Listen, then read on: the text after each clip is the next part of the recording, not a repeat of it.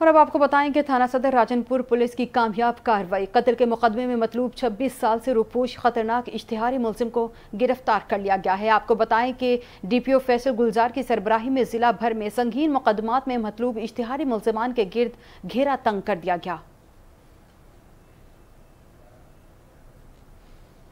आपको बताएं कि थाना सदर राजनपुर पुलिस की कामयाब कार्रवाई सामने आई है। कत्ल के मुकदमे में मतलूब 26 साल से रूपोश खतरनाक इश्तिहारी मुलजिम को गिरफ्तार कर लिया। डीपीओ फैसल गुलजार की सरबराही में जिला भर में संगीन मुकदमात में मतलूब इश्तिहारी मुलजिमान के गिर्द घेरा तंग कर दिया गया।